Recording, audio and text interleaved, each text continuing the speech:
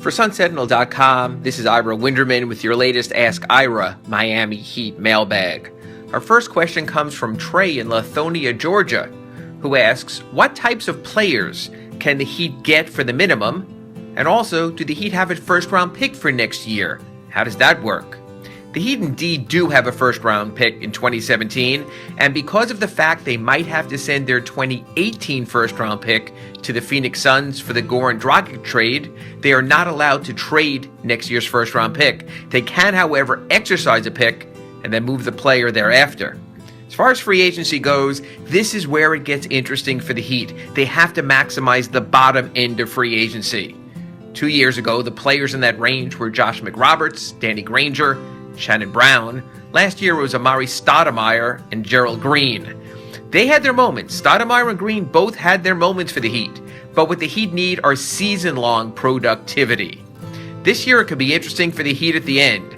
There'll be players perhaps bringing back Gerald Green, perhaps Marcus Thornton, or perhaps with their $2.9 million exception, someone like, Lance Stevenson.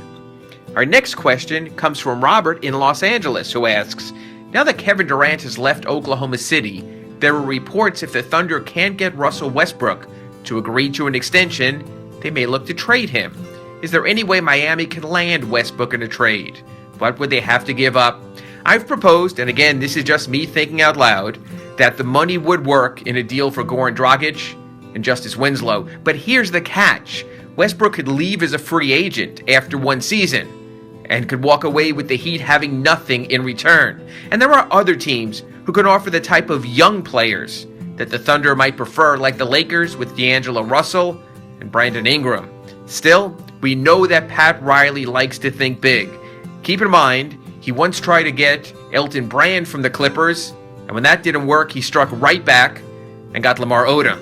So perhaps that's all part of his Durant and then Westbrook pitch. And our last question comes from Tony in Nashville, Tennessee. And it says, I get the sense that Pat Riley no longer has the allure that once made Miami the place to be.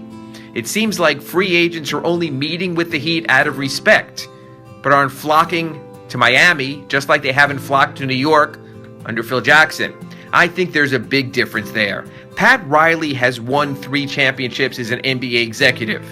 Phil Jackson has not won any. And if you talk to just about every player at American Airlines Arena, they'll talk about their respect for Pat Riley, including Hassan Whiteside, with the Heat able to get him back. So I'd say one thing about Pat Riley. He might not have gotten Kevin Durant, but he still very much has the attention of the NBA. Those are today's 3 questions. We'll be back with 3 more tomorrow.